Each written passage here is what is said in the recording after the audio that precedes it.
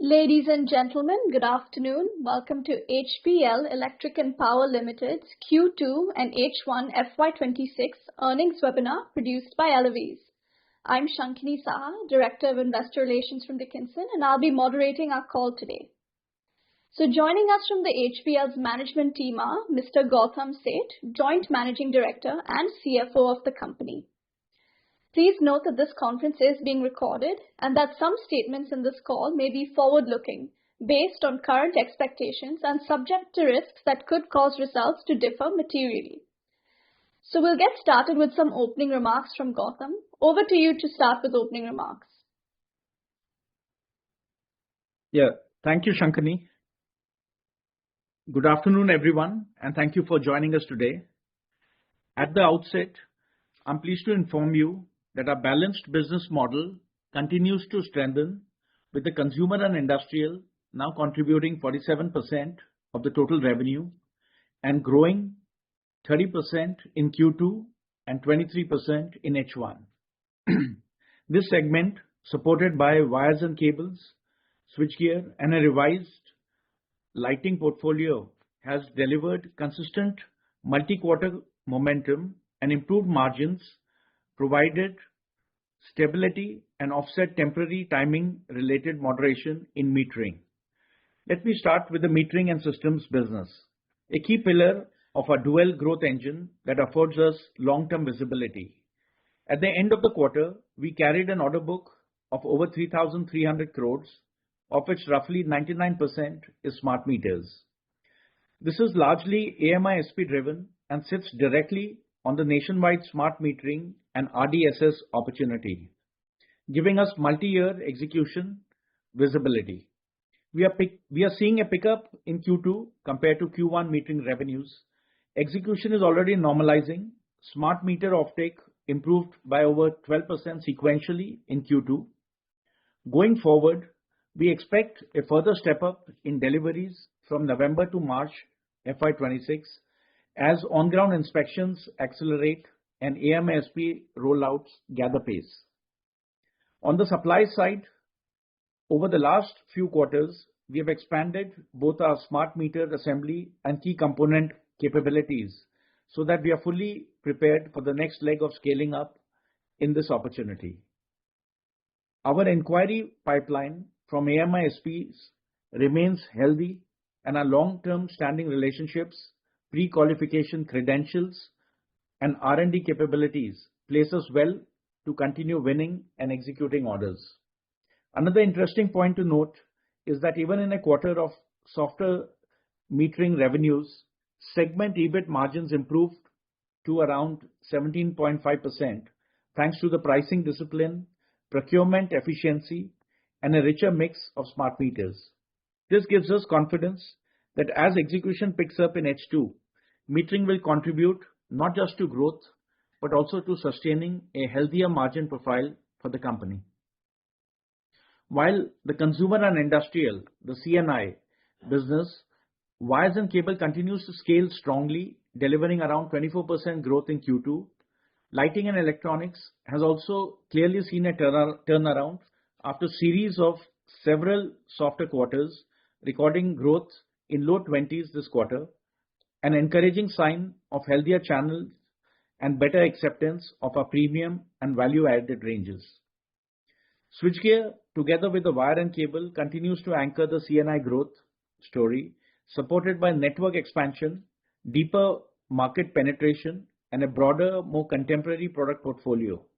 Over time, this segment also supports a shorter working capital cycle and enhances our overall return on capital employed and cash generation for the company. A crucial part of making this growth sustainable is our ongoing investment in the HPL brand. In the first half of FY26, we invested about 2% in advertising and promotion for the C&I business. We intend to step this up further in the second half for FY26 as we clearly see evidence that brand salience and distribution depth is translating into a better quality growth and pricing power over time. Looking ahead, we expect the growth to progressively pick up. We believe These foundations of both metering and C&I segments, combined with the structural tailwinds of electrification, urbanization, and digitization, position HPL well to deliver sustainable and profitable growth over the medium to long term. With that, I will pause here and hand it back to Shankani to start our Q&A session. Thanks, Gautam, for those insights and for shedding some light on how the quarter has placed us. We'll now start with the Q&A session. As a reminder, please raise your hand to join the question queue. Here's a quick reminder on how to raise your hand. For desktop or laptop users, look for the reactions button at the bottom of your Zoom window. Click on it, then select raise hand from the options. Your name will appear in the queue and I will call for you. If you're on mobile or tablet, tap on the more ... button at the bottom right of your screen, then select raise hand from the menu. All right, great. So our first question will be from the line of Viraj Mahadevia. Viraj, you can unmute your line and go ahead and ask your question. Hi, Gautam. Congratulations on the improvement in margins despite the absence of the meaningful revenue uptake. I think that really solidifies the improving mix in the business towards smart metering. Couple of questions from my end, Gautam. One is the recently announced settlement with Havells. What was the consideration received in this settlement or paid? And was this entirely accrued or paid by the company, HPL Electric, or was there an element of promoters or other businesses as well? You can clarify that, please.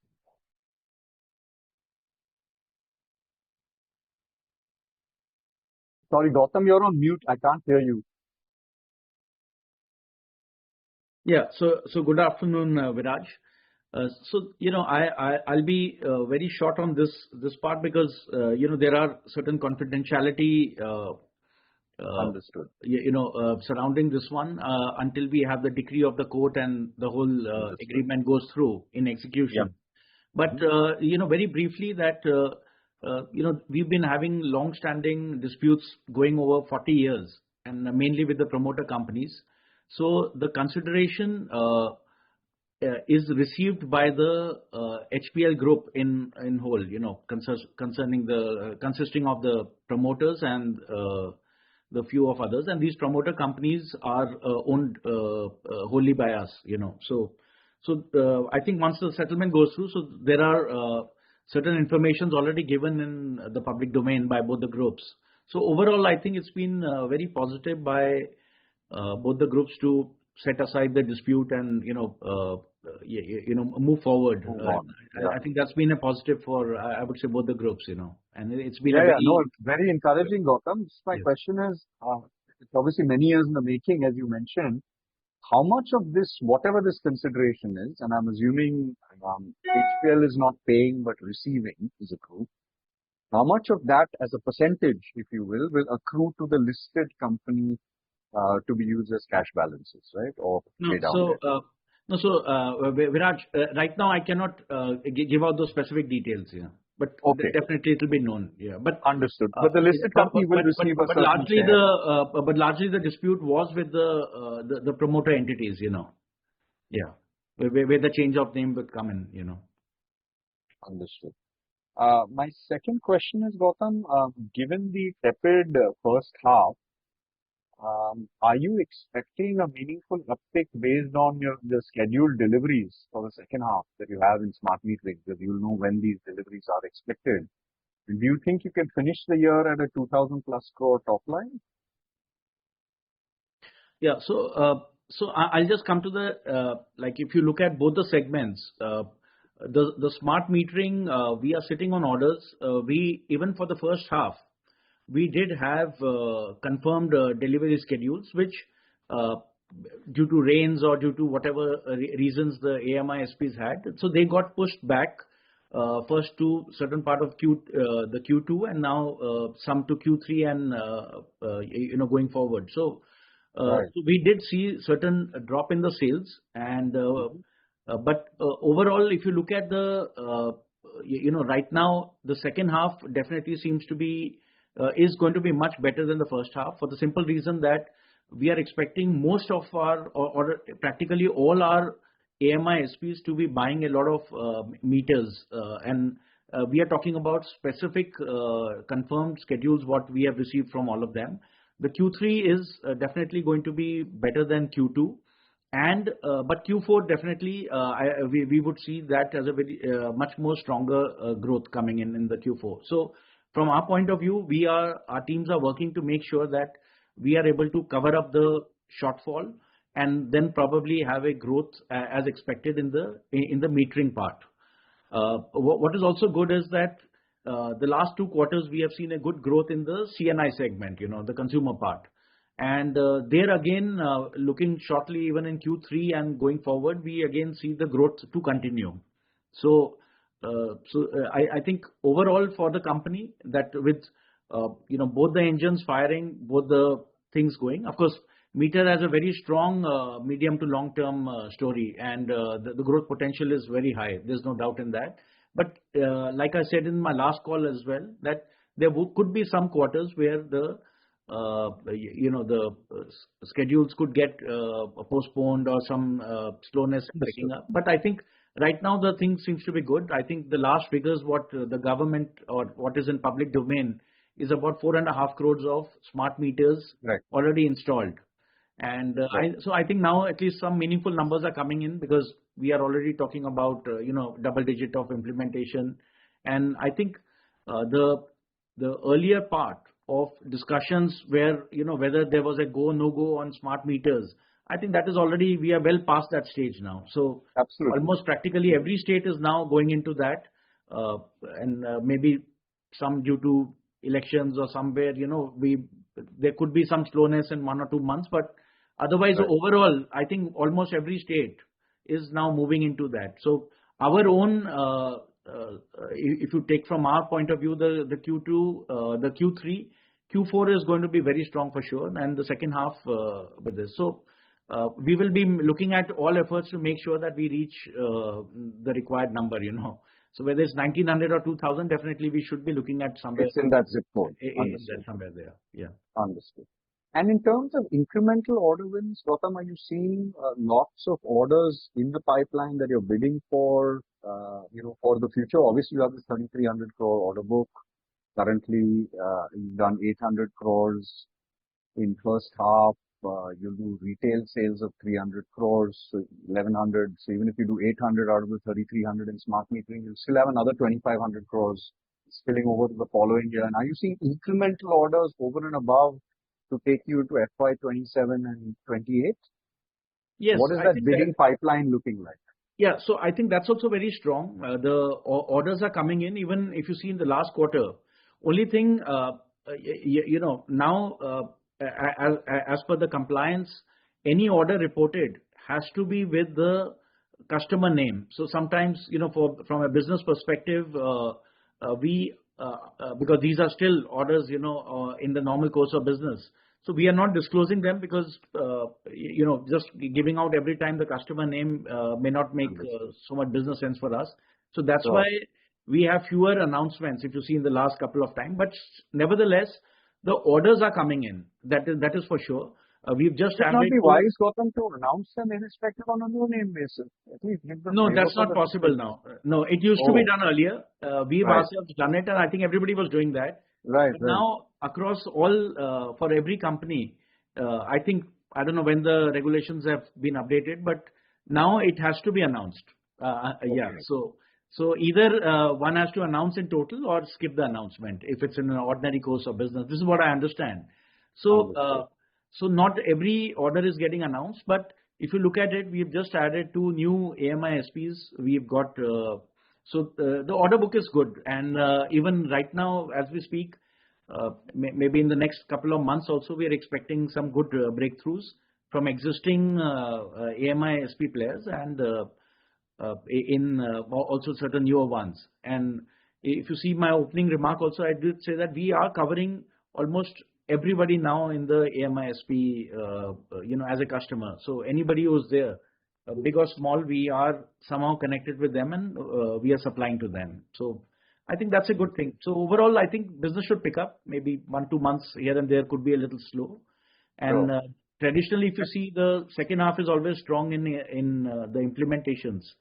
Correct. So I think we are also hoping that the sales should pick up in the second half. Right. Would you like to guide us towards a capex for this year? And is this the peak capex for the company? So you won't have any major capex in the following few years? So I think the first half we have seen certain capex happening, and we did raise even certain long-term funds for that, and that is mainly on the smart switchgear. We have been working on that. Plus also the enhancement of the metering production, so which is again happening on a selective basis. But right now, if you look at it, let's say whatever on a medium term, whatever the capacity is what we are expecting, that would I think the most of the capex, at least on the metering front, is more or less done, I would say. Yeah.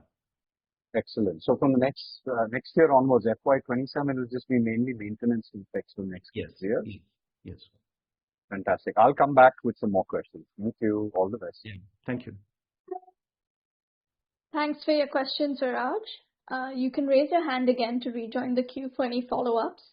Our next line of questions will be from Samarth Khandelwal.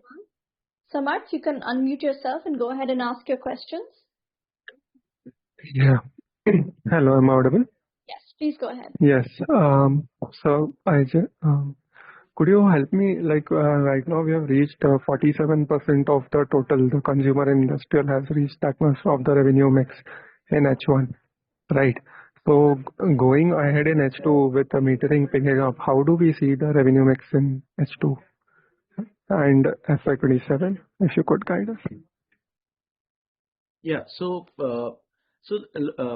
on a let's say in the H2 for FY26, we do expect the metering revenues to pick up. The orders are there, and as I just explained in the earlier answer, but we do hope certain growth, a good growth coming into the wire cable also. We are also looking at even switchgear and lighting to also perform. So overall, probably the metering could grow at a much more faster pace because the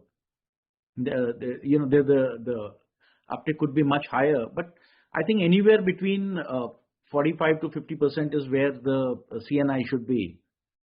Yeah, but on a short term, if the schedules are adhered to by the AMISPs, then we should see a jump in the metering part, especially in the Q4.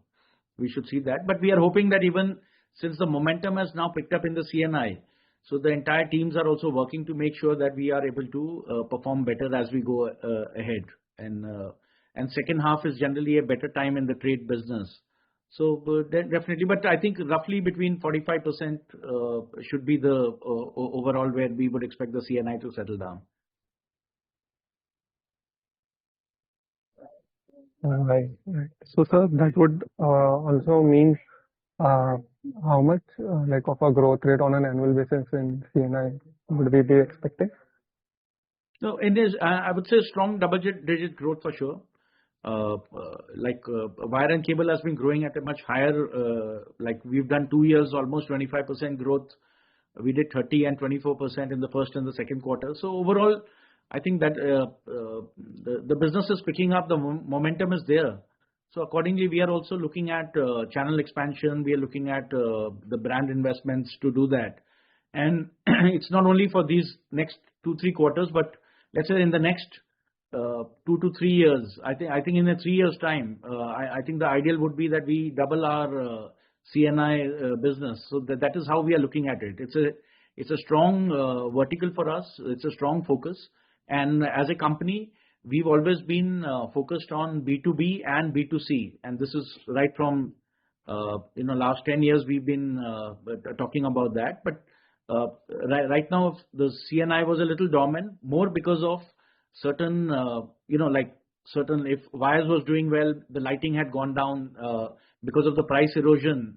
So the turnover had gone down by almost 70 to 80 crores. So right now the timing is good in most of the things, and when we have more than 2 or 3 product categories performing today, so I think overall, HPL as a good consumer electrical brand also, that is what we look at. And I think that is the aim to really develop from here in the next 3 years, expand our portfolio, and within each of these categories, a lot of new products are coming in. We have put in a strong R&D even on switchgears and wires.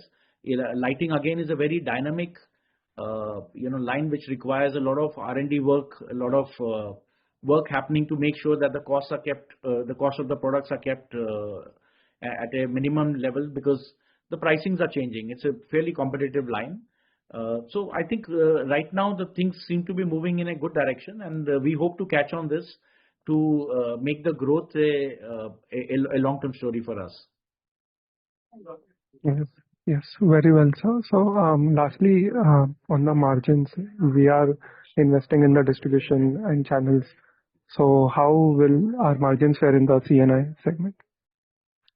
So I think right now, as I just said, like we are seeing a good movement. We are probably around 11% right now on an EBIT basis. But as the volumes go up, so maybe something for FY27 or 28, if the same momentum continues and we are able to really make that happen, then we can probably work on much more better margins. But traditionally, if you look at HPL as a brand for last couple of years, we never undersell ourselves or something like that. We've always we are known for a good quality. We are known for technology. So we've not been we never cut on the pricing. That's been our strategy right throughout. If you look at the last 10, 15, 20 years, that's been our strategy. Our quality, we believe, is always a little ahead in the market. So I think premiumization and coming out with newer products has always been our strategy. So we will catch on that. But only thing is, when the volumes pick up and supported by good volumes, and then when we look into this premiumization, that is where the margins would improve. But right now, at least for the immediate basis, I would say probably the similar margins would continue until we really hit much bigger volumes going forward. Thank you. Thank you for the opportunity. Yeah. Thank you so much. Thanks for your questions. Our next line of questions is coming in written form. So this is a question from Nitesh Chuba. So Gautam, the question is, we've seen good growth in CNI segment and metering also picking up now. Over the next 3 to 5 years, do we want both segments to remain equal, or will one clearly lead? Yeah, so I think so I cannot predict how it would happen in the next 3 to 5 years, but basically I think the focuses are very strong from the company, and not only on the sales part but also on the manufacturing, on R&D, on any types of development, and including, since both have separate channels, so our focus on growing these businesses have been very strong in each of the way. Of course, metering, it also moves with the industry. Like metering, has a very strong, opportunity. What we have seen that, and next 5 years are going to be very strong for metering. So for sure, there we are seeing a very strong growth, and we already have the orders. We also have the pipeline for that. Now, when you look at the CNI business, these are of course, made up with different types of products, because we have the consumer lighting, we have the professional luminaires, we have wire cable, then there is switches, domestic switchgear, industrial switchgear, and fans. So I think each of these have, of course, a different strategy for that. But overall, as a segment, if you look at it, we would look at a big growth. So for me, if you say probably wherever we are in the next 5 years, if you are doubling up or even growing further more than that, I think they would be equal, So I cannot just put one over the other. But yes, I think both have a clear strategies and a big addressable market for us. Yeah. Thanks for your answer, Gautam. We'll take the next line of questions from Sahil Patani. Sahil, your line is unmuted. You can go ahead and ask your question. Hi, thanks for the opportunity. A few questions, Gautam. I wanted to understand that most recently, we've seen these news coming from like different states like Rajasthan, MP, and Tripura, where the consumers are complaining about, extraordinarily high bills coming because of smart meters, and then there were some cases that the smart meters kind of caught fire and things like that.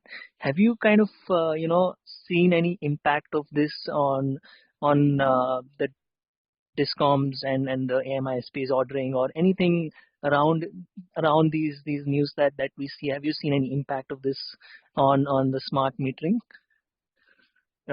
No, so we don't. We've not seen any impact, and since anyway we are supplying to the AMISPs, so at the ground level, if these issues are coming up, they are seeing it. They are facing it.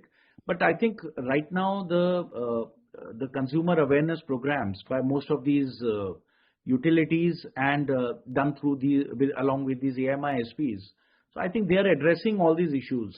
So I think running fast is something which even when electronic meters came in 1996, I think even that time that was the biggest problem. Every time there's a technology change, there are some resistance by RWA groups or certain individual things. But I think now the mechanism is such that they are very well addressed to. So, and as more and more awareness is coming in and people are seeing the benefits of smart meter, especially with a lot of data available for the end consumer as well, and obviously for the AMISP and the utility, I think those type of concerns will eventually get washed away, And so there were a slowdown. I would say the execution slowdown, especially on the installation, has been there.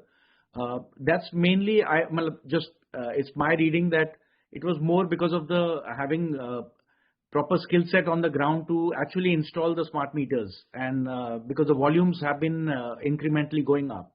So I think those issues are now getting addressed by them. I think even the ministries have been calling and really pushing for, the government has been pushing to the AMISPs to really speed up the implementation. So I think those are broader issues which are there. But yes, on the news, what small issues are there, I think they are getting addressed locally only, and they do not affect our kind of business where we are in supplying the meters. Understood. Thanks for that clarification, Gautam. And now I want to understand, obviously the government is pushing towards, the adoption of solar rooftops as well, right? So a lot of individual homes are adopting solar rooftops, which require the net meters or the solar meters. Mm-hmm. So how is HPL contributing there? Is it still through smart meters, or what is the strategy in capturing that piece of the market? No, so we are into net metering. For a long time, we've been supplying net meters throughout. But even the smart meters, also stand in for that. So I'll need to individually check up what kind of, because the smart meters are mainly going as a system to the AMISPs and through the utilities. But as a technology that the smart meter also can work on as a feature to look at the bidirectional measurements here on that. Okay. But the net meters otherwise we have been into that and we've been supplying it. Yeah. Okay, got it. And just one last thing, I want to understand, obviously, our fans division that we started about 18, 24 months ago, and then we did like a test production rollout, and I think that was mostly for export. So how is that coming? If you could just give a business update on the fans segment. Yeah, so we launched them in export because there were a lot of changes happening in the domestic market, mainly the market moving to the star rated came in, then the BIS mark became mandatory for a lot of things. So there were a lot of changes which in a way disrupts the market. Each time for 6-8 months we see the market getting disrupted. So right now in export we've done, I would say at least in 14 countries we have supplied our fans. We've got international approvals for the Middle East with GMARC. We've got the Sri Lankan approval for the SLS, because these are mandatory approvals to get into those markets.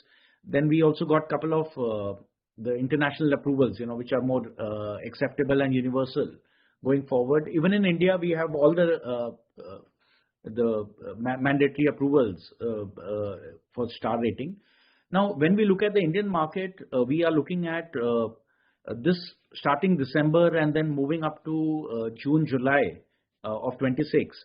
That will be the first full season where we will be participating. So we are already preparing for it. Our product range is complete, duly tested, and initially wherever we have supplied, we've got a very good feedback on the quality. So I think let's wait and watch, but I'm sure by June end, by the time we complete, we should be at least present in about 70 to 80% of the market across the country, and certain decent figures would start coming out here. So I think overall we would be upbeat on that segment as well, and especially with the overall consumer and industrial growing, the fans definitely can provide another pillar in the whole thing, to strengthen our connect with the channels as well as the end consumer. Okay, got it. Thanks for that, Gautam. And on the margin front, are you expecting the margins to be stable in the current range, or is there any improvement that you're expecting in the second half of the year? No, right now I would say because what we see is the growth should be coming in, but still I would, on a margin basis, I would say maybe in the longer term, maybe the next year or something, we could aim for much better ones once the volume picks up to a larger extent.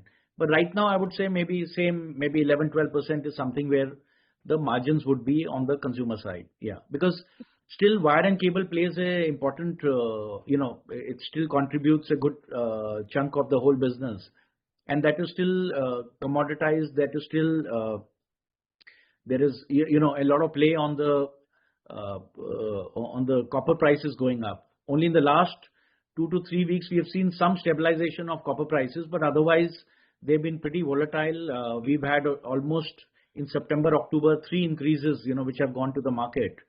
So let's hope it's because as more geopolitical and things become much more stable, then we should see the metals at a stable level. So I think right now the CNI margins would be around those percentages only. No, just on a consolidated basis, including the metering. No, metering, like metering last quarter has been pretty good.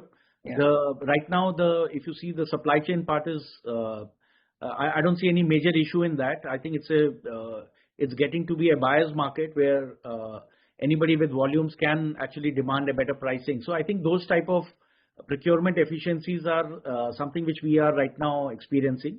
But sometimes maybe on the exchange rate or electronics, so sometimes anything can happen on a geopolitical basis. But the last 2-3 months have been pretty stable from that point of view, And but we are doing pretty much global sourcing now for a lot of our, especially on the ICs, or if you look at the active passive electronic components, our polycarbonate is also sourced from outside. So, like we are seeing wherever we get the best pricing, the best quality. So we have those resources to reach out and get those procurements done. So thanks for your questions. You can raise your hand again to ask more follow-ups, and I'll rejoin you into the queue. We'll move on to the next participant. The next participant asking a question will be Mr. Ashit Koti. Ashit, your line is unmuted. You can go ahead and ask your question.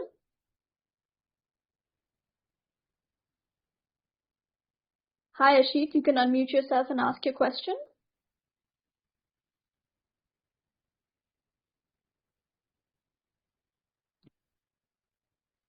We'll move on to the next participant in the meantime. Our next participant asking a question will be Mr. Pranjal Mukhija. Pranjal, you can unmute yourself and go ahead and ask your question. Hi, I'm audible. Yes, please go ahead. Yeah, thank you for giving me this opportunity. I have a couple of questions, sir. So, firstly, in our order book, what percentage of our order book is coming from Maharashtra right now? No, so that is, I think we've not been disclosing that. So we are talking about we go based on the AMI SPs, So where, let's say if one AMI SP is doing it in 8 or 10 circles, so then, so we are not doing it because we are not an AMI SP, so we are not going geographically. Our business is more aligned on a customer basis. So probably I won't be able to answer you on that right now. Sir, is it like a material contribution though?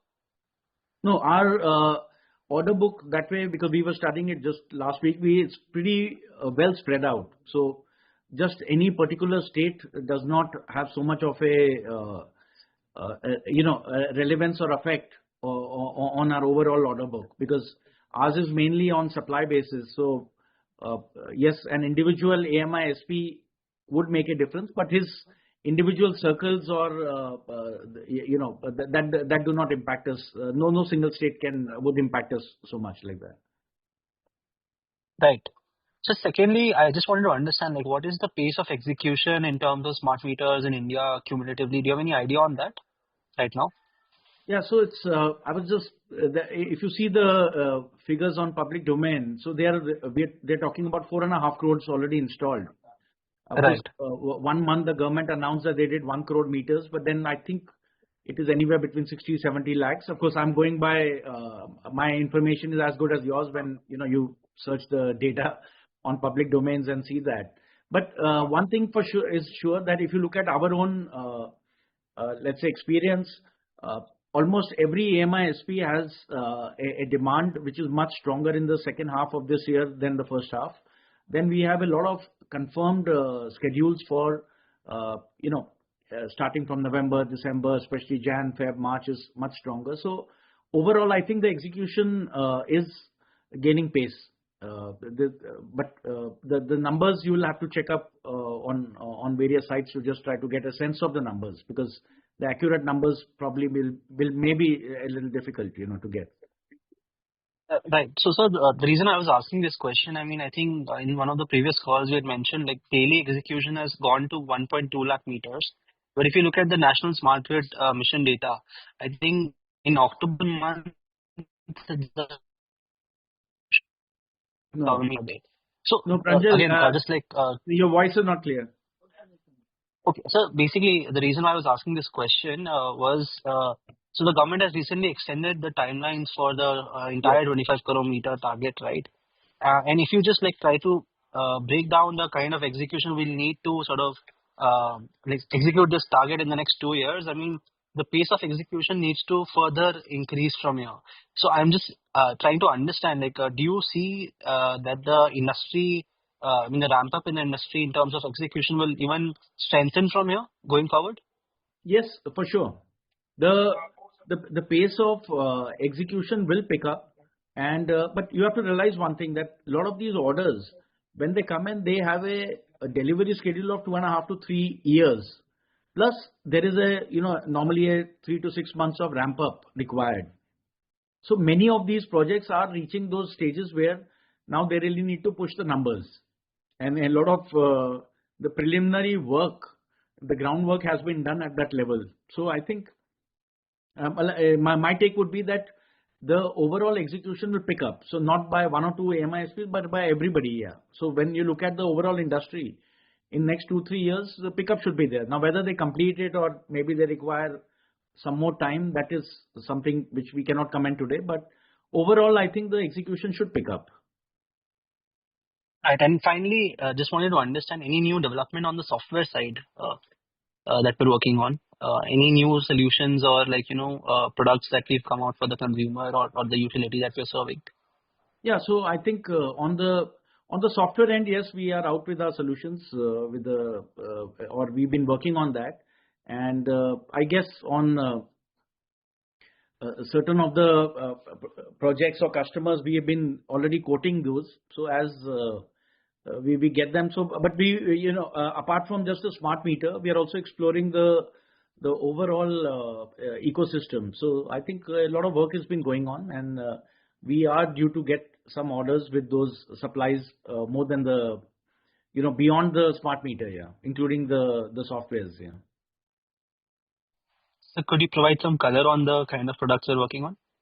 No, not specifically, but I can ask Shankani. She can probably share with you. So probably I'll need my technical people more on that, but I can share with you some light on that offline. Awesome. Thank you. Yes. Thank you. And good luck with the future results, sir. Yeah, thank you. Thanks for your questions, Pranjal. We'll be sure to share those details with you. Our next line of questions will be from the line of Ridesh Gandhi. Ridesh, you can unmute yourself and go ahead and ask your question.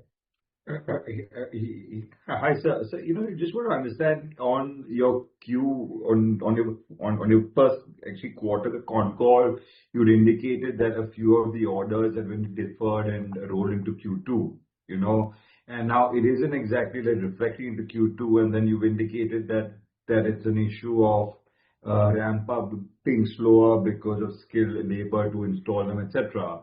When in your estimate, are we going to see the kind of hockey stick growth happening in the smart meter business, or do you see it being actually a lot more linear actually growth, if you will? So I'd say if you if you look at on a short-term basis, I would say like the Q3 is expected to be better than the Q2 for sure. And but again, just being a little conservative, because in the last couple of months, the confirmed orders and confirmed schedules could not be honored by the AMISP. So there was slightly delays happening. So Q3 definitely is going to be much better, but Q4 looks to be very strong, because on for most of the AMISPs, the delivery schedules are much higher in that. So even if there is a slowdown here and there, the overall the business would still be substantially growing from there. So But for our individual case, Mhm. when I look at the overall industry, I think similar trends are there. Like when we see, after all, some informations we do have, but I think the H2 should be better for the industry as a whole, for sure. But any reason specifically it's been slightly slower than expectations? Is it only the labor issues or No. This is just my understanding that it can be because we have seen that many times the meters are available, the data is available, but the requisite manpower to install or the skilled manpowers are sometimes missing. So this is just my understanding of that. But there could be other issues as well, because after all, like that. But even today, companies like us also, we are also helping out some of our AMISPs in specific installations, just to make sure that the requisite skill set is available at site.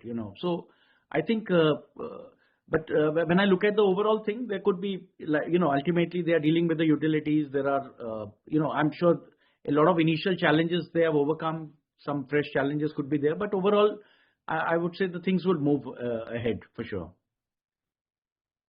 No, so except for the labor issues, what are the other specific issues which they are experiencing and sharing with you for the slowdown?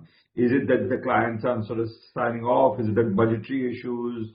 Is it just a red tape? Just want to understand that. No. I think from the policy perspective and from a budget, this thing, I think it seems to be very clear. This is what our understanding would be. So the only thing is more on the challenges are on the execution front, which I think even the AMISPs are taking up. Even the ministry in one of the meetings had highlighted and really pushed forward that these execution issues need to be sorted out. So I think it's more of that end. It's not from the policy perspective or the funds perspective. I think there's a very clear, there's a lot of clarity from the government side on that. Yeah. In fact, on the contrary, they've been really pushing for the smart meters to be implemented. Good. So if we, just to understand, if we receive a large order, that order typically will not have a time frame attached to it, as and when they are doing the installations, they will then use that specific order to kind of continue to place orders along with us. Is that how it works? No. Whenever an order is coming, they have a specific time schedule, because many of the AMISPs, let's say if 4.5 crores is implemented and there are a couple of orders already given out to manufacturers like us, the overall orders received by AMISPs are much larger. So let's say if they are receiving an order of 100, they are probably giving initially the 20-30 orders. Or there's a gap between the orders they are receiving and the orders they are giving out to manufacturers. So they are giving out on specific schedules, circles. So that is the way the industry has been working right now. So only thing, let's say what we also experienced in second quarter was that certain fixed schedules got postponed. So they say, okay, we'll take it up after 30 days, 45 days. So that's the kind of delays. But when we talk on a very strict quarter-on-quarter basis, anything moves from one quarter to another, definitely the figures get affected. It's just that. But Yeah, of course. on a long-term or medium-term basis, there is no change in it. The meters are going to go and the volumes are going to pick up for sure. And just the last question was, you had indicated that you expect a quick ramp up to happen from the fourth quarter. Is that an expectation, or is that based on specific orders we already have, and we know that the ramp up is going to be there, or we expect from what we're hearing from our clients that we expect a ramp up in Q4? No, I'm talking about specific informations, what we have right now. Yeah. Got it. So it's not specific orders which we already have, which we're in. Yes. Expectations that we're expecting actually Q4 to ramp up. Yes, exactly. Understood. So thank you. I'll rejoin the queue for anything else. Yeah, thank you. Thanks for your questions, Hridesh. Our next line of questions will be from the line of Manish Gupta. Manish, you can unmute yourself and go ahead and ask your question. Hi, am I audible? Yes, please go ahead. Yeah, so I have two questions. One is on the consumer and industrial side. We have done about 384 crores of revenue in first half. I just wanted to understand in terms of the go-to-market strategies, what avenues are we present at this point of time, especially say online versus offline? What is the business strategy? If you could highlight whatever you could be comfortable highlighting, please. Yeah, sure. So right now our strategy is mainly the traditional and the offline strategies. Here we are addressing the market through the retail channel, the traditional retail channel, and I think there we have seen a growth in terms of the outlets or the point of sales what we've been addressing, and across all the product lines, more or less, the growth has been seen here. Also on the project side, especially when you look at, because the portfolio what we have on the consumer side, which is the switches, MCBs, wires, lighting, all these go to the builder segment in a big way, and I think that is also where we have seen a growth coming in like this. Now, when you look at the online strategy, we have done it in the past, mainly in the lighting, but our experience was not so good.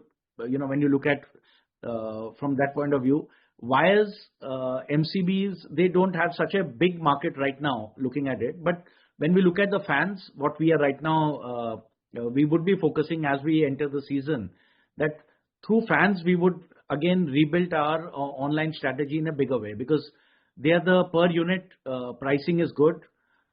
It's not breakable like in a lighting or something like that. So overall, I think we will be putting in a stronger online strategy, going forward, probably by Q4. As the fans pick up, we would be doing that, and then including the lighting and wherever other products could, because a lot of accessories can go along with that.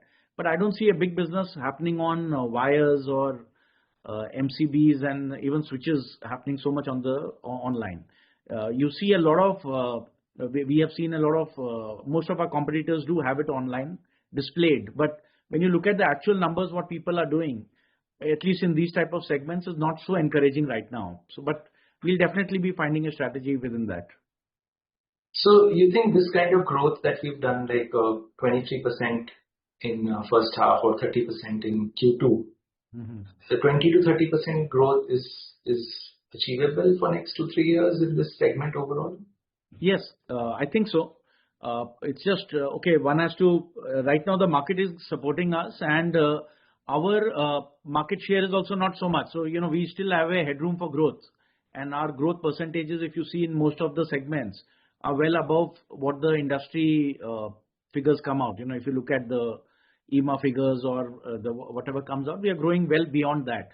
But then we have a lot of our market share is still lower, so we do have a headroom to really grow up. And I think we'll keep that momentum. Probably let's see how the H2 comes in. We are hoping for a good growth, and if that is happening, then probably we'll put in much more longer time strategies into that and make sure that this is sustainable. Yes, but for a company like us with the kind of products what we have, for us to double up from here in the next 3 years in CNI segment is pretty much doable. Yeah.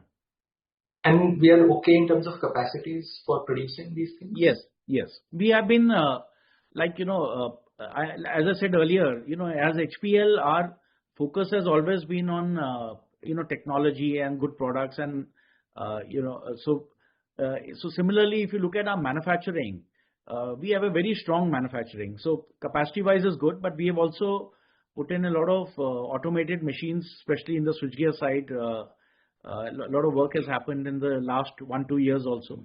And so in that way, we are investing even in those areas, So there the quality gets enhanced, a lot of consistency comes in, and the human intervention in a lot of areas, including final testing and all, gets reduced considerably.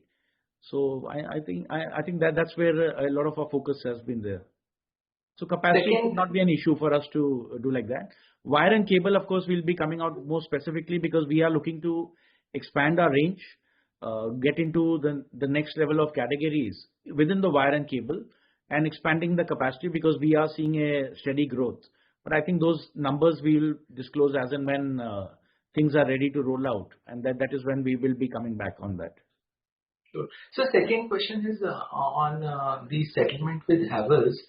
I know you answered that you would not like to discuss the monetary part, but does that in any way open up any new segments for the listed company as part of settlement? Anything which you could not do before, now you could do now that the settlement has happened with the brand or whatever, the dispute is resolved, or there is no change there, the status quo, the way it was historically, the way it will continue in future? No, so there's going to be no change in that because there was no restriction anyway in Okay. Yes. Okay, got it. Thank you. Yeah. Thanks for your questions, Manish. Our next line of questions will be from the line of Rishabh Hingar. Rishabh, you can unmute yourself and go ahead and ask your question. Yeah, hi. Am I audible? Yes, go ahead, please. Okay, sure. Hi, Gautam. So I have a couple of questions. So first thing is I want to ask, is HPL looking to launch next generation products such as solar panels, something like what Polycab, Havels have done? Also the fact that these type of product range is a natural complement to the markets that we serve. So that's one question. Second, I also want to know that what is the split of consumers and industrial segment? Like how much does switchgear constitute as percentage of overall C&I segment? Yeah, so Rishabh, so regarding our, let's say we have a complete solar portfolio where we are having right now the net metering. We do solar cables, the entire range.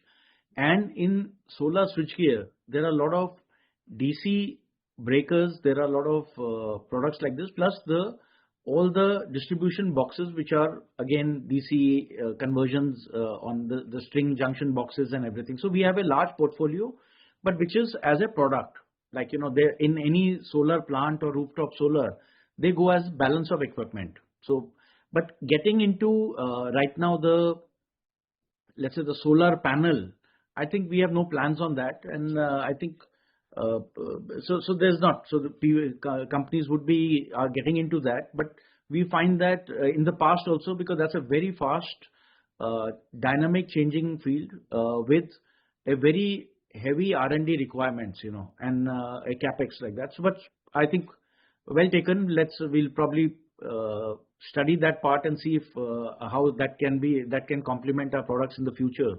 And commercially how that would go around, but right now we have no plans for that. When we look at in the C&I segment, if you look at the switchgear part, that is, so almost you can say about 40% of the sales of C&I is switchgear. That includes both industrial as well as the domestic switchgears. Sure. Thanks, Gautam. I think you've answered my questions. Thank you. Thanks for your questions, Rishabh. On that note, we'll take a written question. So this question is from the line of Vikram Pandey. So Vikram wants to know, can you give us a breakdown of the C&I segment in more detail, from lighting to switchgear to wires and cables?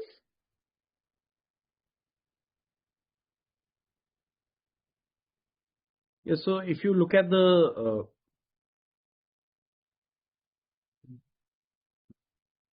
Yeah, so it's almost 40% is, like I'll just give it in percentage wise, almost 40% is switchgears, 40% is cables, and about 20% is lighting. Yeah, fans are still less. It's you can put it in within the lighting part. Yeah, but that is how the mix of the CNI segment is from a revenue perspective. And do you see this continuing, or do you see any change in the near to medium term?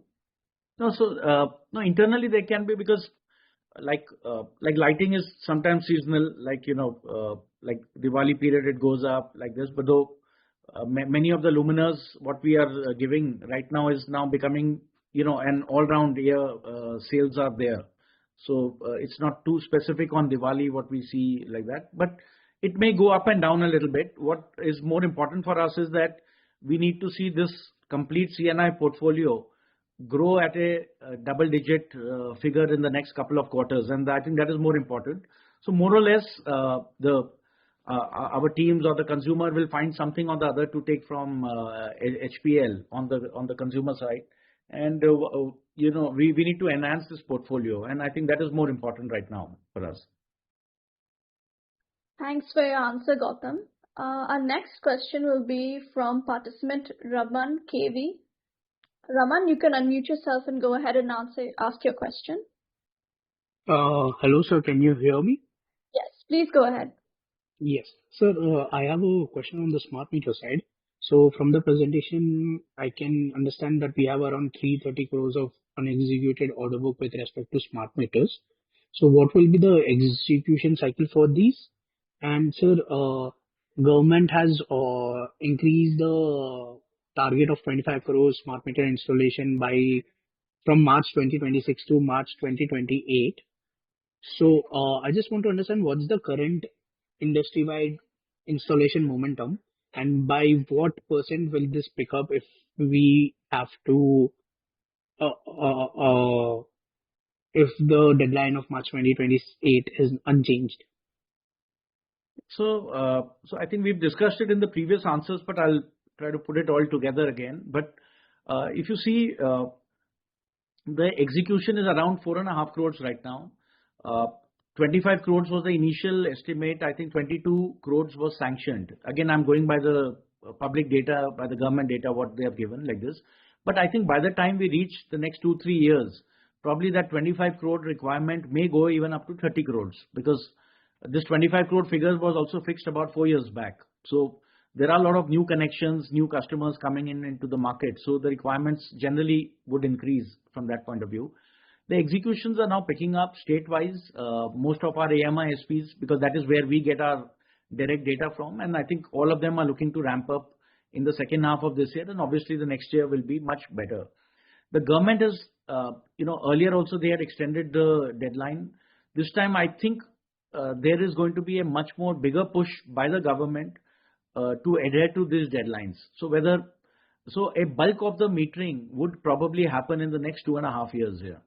And that is going to be this. So whether they reach the figure or there's maybe some left out may not be so relevant for us. But as an industry, the pace of execution is going to go up. It's going to go all round from every state. We are going to see that. The earlier apprehension, which used to happen 3-4 years back, and I was asked a couple of times, even in news channels and others, that whether the industry can supply that kind of volumes and meter. I think that is pretty much sorted out, because I think any type of upswing in demand can easily be met by even the top, I think 2-3 manufacturers themselves can meet the entire demand. So I think that's a good news, and even for us, that we are sitting on large capacities, strong like orders also. But even if the order book was to double from here and the timeline probably reduced by half, we can still manage and supply more, So I think that is it. So overall, what we are seeing, certain slowdowns or certain things, these are part of any installation process or because it's a change in the entire system. And the first time is going to take a lot of time. The next time, probably, in the next 5-6 years, when we are talking about the next generation of smart meters coming in, the overall ecosystem will not require that kind of change, because the the data or the customer data would already be mapped. They would already be paying through that. The communication systems would be there. Probably they will need to be enhanced for sure. But the structural changes what we are seeing right now at the utility level with the AMI SPs also learning a lot and things falling in place. I think those type of challenges will not be there for the next subsequent part. And the whole system from an offline system would have migrated to an online system. So I think it's a big change what we are seeing, and the government is, I think, driving it pretty well in that. So slight delays of 6 months, 1 year here and there, I think that does not, spoil the whole thing, because it's a huge change happening, and I think I've said it earlier also that it's the world's, biggest smart meter rollout happening, and that too on a prepaid basis. So it's definitely, it's pretty challenging even to think of it and even to, conceive of the whole thing, and then execution obviously will have challenges, which I think are getting sorted out. Sir, and the 3,000 crores of order book, what will be the execution cycle?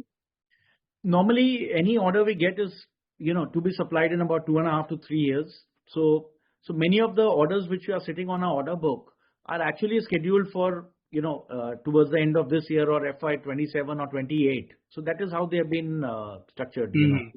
So And sir, they are not all for immediate delivery. It's not like that. It is all scheduled in a way, and that's how it's happening. sir, just a follow up on the initial part of the question. So now the industry is doing around 4 crores of smart meter installation per year. In order to fulfill that, you said there will be increase in the total targeted capacity from 22 to 25 to 30 crores.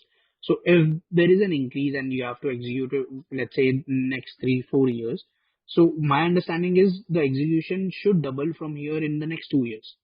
Correct me if I'm wrong on this part. No, so I'll just correct you a bit that the 4.5 crores is not an annual, installation what they are doing. 4.5 is right now the cumulative installation they have done. This is again, I'm quoting the. Okay, understood. So the things. Now, but if you see in a couple of months, the government, there have been figures of 50 to 60 lakhs in a month. There have been a news given directly by the government that they have achieved 1 crore meters in one month. So assuming even if it is 60-70 lakhs, so we are talking about almost 8.5 crores or 9 crores, let's say, in a year, if that is the run rate they are following. So in 2 years and 2.5 years, probably they would reach anywhere above 20 crores if you look at the. Understood. I think that is how probably they must have calculated. But incrementally from here, I think looking at it in a quarterly basis, it would go up, because a lot of these, as I said earlier, I'm repeating it again, the initial challenges what they were facing maybe 2 years or 1 year back, probably those challenges are not there, but there could be new challenges coming up, So but that's normal in any business, that would happen. But overall, I think that's how if they look at by March 28, and if you look at the current pace and with the slight increase of, let's say, 10-15%, I think it's a very doable thing. It can happen. It's not something very far-fetched. Understood, sir. And so just one small doubt. So you said Q2 will be better for the smart meter, especially the Q4 part will be a little bit of execution heavy. So can we expect the margin to improve because smart meter has a better EBIT margin than the CNI segment?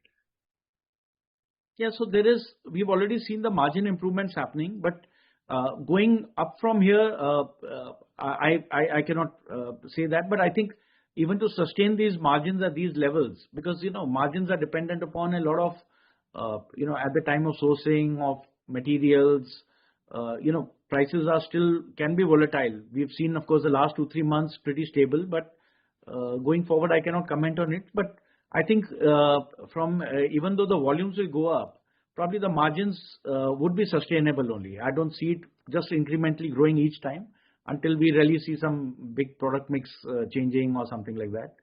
But immediately, I don't see that happening. But we probably will sustain it also. Should be a good achievement for the company. Understood, sir. Thank you. Thank you so much. Yeah. We'll take a follow-up question now from Mr. Viraj Mahadevia. Viraj, you can go ahead and ask your follow-up questions. Hi, Gautam. Thanks for taking this again. Gautam, some time ago, I think you mentioned that the working capital terms or the receivable days from the AMISP are superior to the retail channel. Given now that your order book has largely pivoted to smart metering and the AMISP business, are you seeing an improvement in working capital days? And what are your working capital days currently?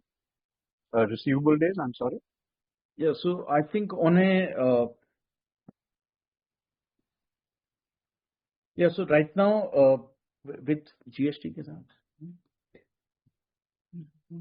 yeah, so on if you look at with considering the GST, it is about 125 days overall. So I think it's a little about 5-6 days better from March. But right now, this is 125 working capital or 125 receivable? 125 days on. I'm talking on the debtor days overall as a company. Okay, right. Yes, and but yes, that can be better. This time, of course, the meter was a little subdued.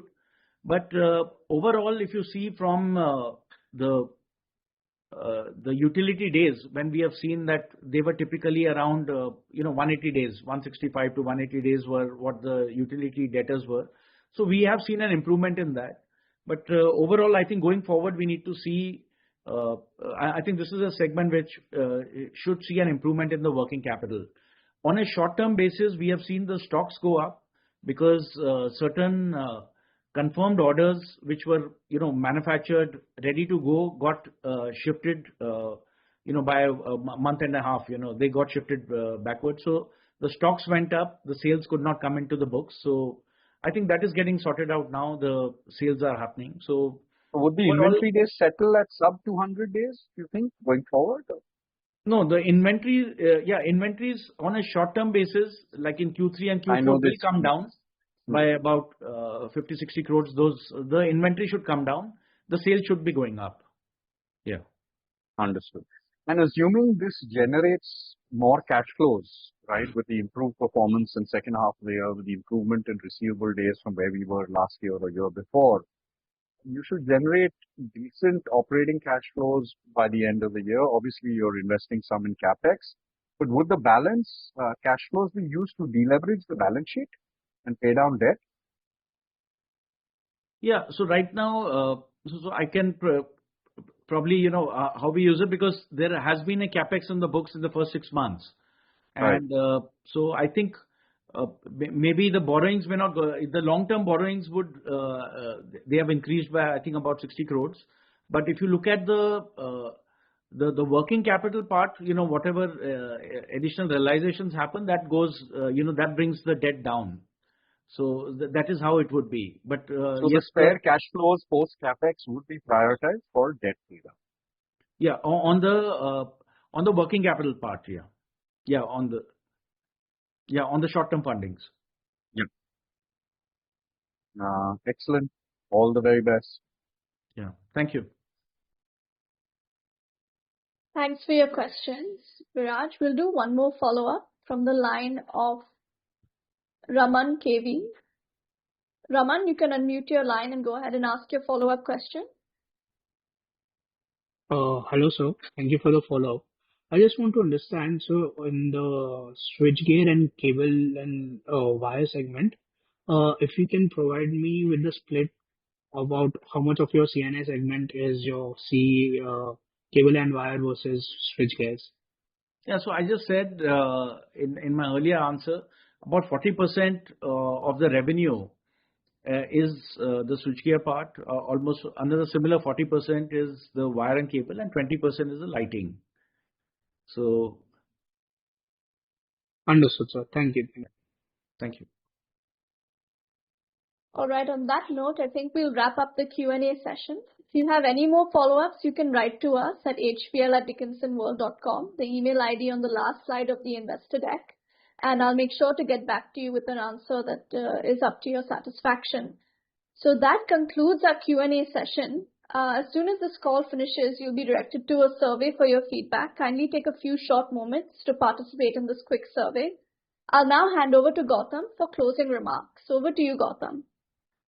Yeah, so to close, our priorities remain straightforward: execute on our smart metering order book, scale our consumer and industrial franchise in wire and cable, switchgears and lighting, stay disciplined on margins, cash flow, and capital deployment. So we keep investing selectively in our brand, products, and capabilities so that HPL can deliver steady and sustainable value for all stakeholders over the medium and long-term period. So thank you for joining us today and being part of our growth story, and wishing you a good day ahead. Thank you very much. Thanks for your time today, Gautam, and for your insightful answers. And thank you to everyone who participated in our call today. On behalf of HPL, that concludes our earnings webinar for Q2 and H1 FY26. Please do write to us if you have any remaining questions, and we'll be happy to get them answered. We can now disconnect our lines. Please have a very pleasant day ahead, everybody. Cheers and bye-bye.